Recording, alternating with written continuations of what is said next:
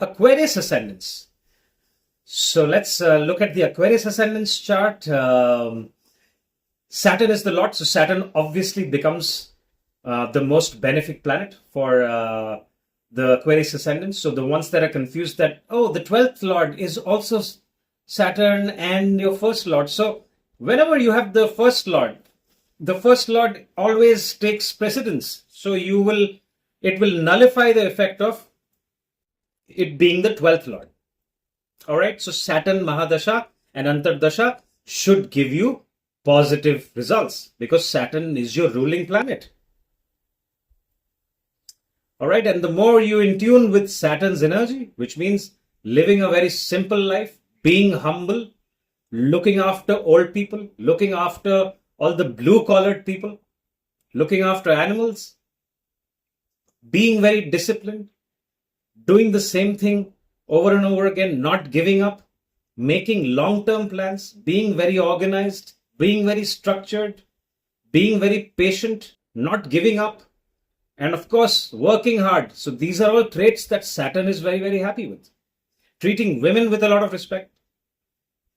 So if you have these traits, you will get fantastic results of Saturn Mahadasha and Antardasha. We have to check the placement of Saturn. If Saturn is exalted, Saturn is in your 9th house, you will get the best possible results during Saturn Mahadasha and Saturn Antardasha.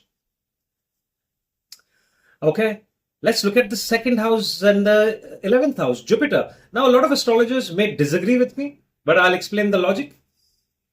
Jupiter, a lot of astrologers consider as a malefic, functional malefic, or a Maraka Graha for the Aquarius ascendant. I disagree, and I'll explain the logic. In the world we are living in, both the money houses are ruled by Jupiter here. If you see Pisces and Sagittarius both. So Jupiter becomes the most important planet for accumulating wealth for the Aquarius ascendants. Now, what does that mean? What is the logic? Now, if you see, Aquarius ascendants are very high on acquiring knowledge and research. So a lot of people who are into research work, you will find doctors, PhDs, scientists, authors, astrologers. Many astrologers have a very, very strong Aquarius. People who are into in-depth study. And where does that come from? If you see the 10th house, you see Scorpio energy, which means that's their karma in life, in-depth knowledge of any field. And where does the knowledge come from? Which is the Karaka or significator of knowledge? It's nothing but Jupiter. So, Aquarius ascendants, if you are having trouble acquiring money or getting money or saving money, especially making money, what do you have to do? You have to be in line with Jupiter. Very simple.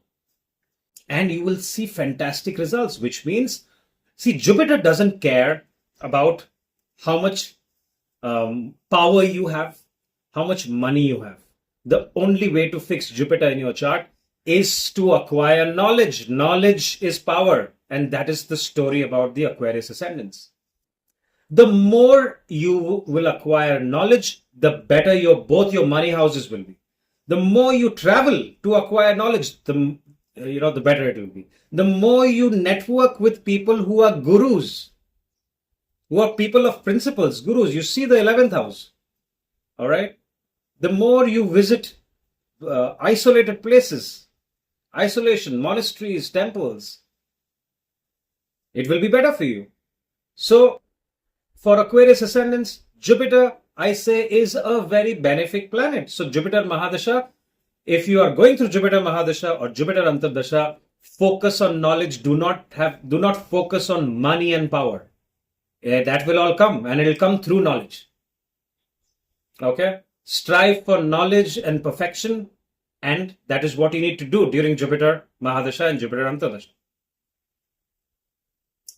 Feel free to share your experiences, the ones that have gone through Jupiter Mahadasha. I'm sure a lot of Aquarius ascendants, the ones that are watching, will agree that knowledge is one of the most important things for them in life. All right, and they are interested in the unknown. They are interested. I've seen archaeologists and research scientists who are spending time in isolation in their own world and researching on things. All the innovation happens from the Aquarius people. All the new discoveries, innovation is all seen from them. All right, mention in the comments, share your experience so that the other Aquarius ascendants who are lost and who are on crossroads and who are struggling to make money, they can get help from your experience. All right, now let's look at Mercury. Mercury is a friend of Saturn. So Saturn has given that responsibility of the 5th house to Mercury. So although Mercury, Virgo sits in their 8th house, it nullifies the 8th house effects because 5th house takes more power. So Mercury is already a benefic planet. It becomes a yoga karaka or a very, very strong benefic planet for the Aquarius ascendant. So Mercury Mahadasha and Mercury Antardasha, if Mercury is well placed, can give you fantastic results. It can give you marriage. It can, the ones that are single can get into relationships during your Mercury Mahadasha. Childbirth can be seen during Mercury Mahadasha.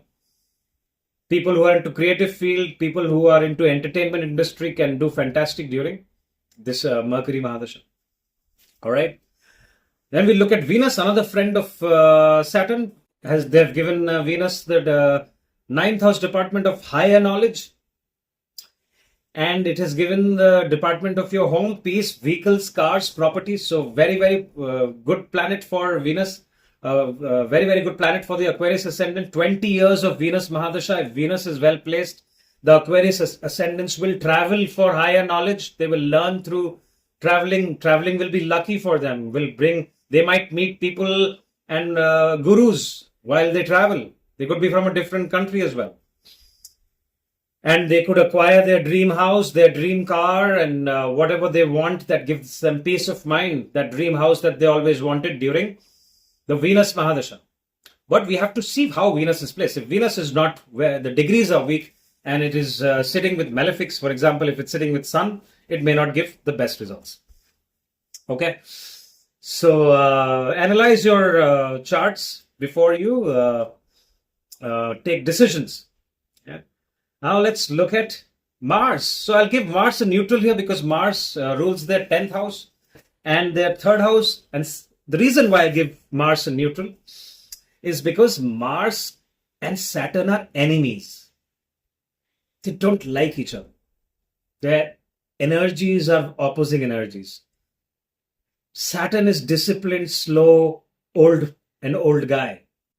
Mars is this young, hot-headed soldier that just wants to solve everything with aggression. Okay, so these energies don't match. However, I'm giving it a neutral because Mars is controlling your 10th house of career and the 3rd house of hard work. So during Mars Mahadasha, Aquarius ascendants can have mixed results depending on where Mars is placed. So we must analyze the placement of Mars for the Aquarius ascendant to figure out how the Mars Mahadasha will be. If it is placed well, it will be fantastic for their career. They might reach at the peak of their career during Mars Mahadasha. Even business, if they own businesses during that time, during Mars Mahadasha, they can start their own business because Mars gives them the courage, right? Mars gives them courage that, hey, it doesn't matter. Let's just go and do it. Especially if Mars is in their 3rd house. Okay. But if Mars is not very well placed, they can isolate themselves. They can become very aggressive during that time. They can also work very hard. It's suddenly their work becomes, extremely, extremely stressful for them. All right. So these are things that I have noticed. Now let's talk about the planets that are not very good. Number 1, Sun. Sun is an enemy of Saturn and is given the 7th house department of your business partners and spouses. So be very careful during Sun Mahadasha. The ones that are married, be very careful. Sun Mahadasha and Antardasha may not be very good for your business partners and your spouses. The ones that are not married and are wanting to get married, avoid Sun Mahadasha and Sun Antardasha. It is also Sun Mahadasha is not a good period for your health as well. So look after your health, look after business partnership and pretty much all aspects of your life, because Sun will be out there to get you. And remember, Sun is much stronger than Saturn. All right. So be very careful. All right. Moon is also not a very good planet for the Aquarius ascendant, because Moon has been given the 6th house. So during your Moon Mahadasha, you have to look after few things. Number one is your health. Diseases. It can give you some kind of an illness during Moon Mahadasha or Moon Antardasha. You have to also look out for your any court cases, any legal issues. Avoid getting into legal disputes during your Moon Mahadasha. If your Moon is well placed, it can give you, it can make you win court cases. Yeah. Especially if Moon is sitting in a Vipreet Raj Yoga, which means if Moon is sitting in the 8th house in Virgo or your 12th house in Capricorn. Or if Moon sits in the 6th house itself, it's more powerful then. All right, but it can give you health-related issues. It can give you trouble from your mother's siblings, especially younger siblings. Okay. You need to also look out for your loans. So avoid taking loans, avoid defaulting on loans during your Moon Mahadasha. Try to close your loans during that time, and that can give you good results. Expenditure can also be a lot more during Moon. So Moon, Sun, these are not good planets for the Aquarius ascendants. Have I missed anything out? No, I haven't. So Jupiter, like I said, is very, very powerful and good for your wealth and money making, but you need to look out for your health during your Jupiter Mahadasha, no matter where Jupiter is placed. It may not be the best time for your health, but it could be a very, very fruitful time for you to make money. So that's all I have for you. If you like this video, hit the like button and share it with your other Aquarius friends and family. If you want a consultation, my information is right here.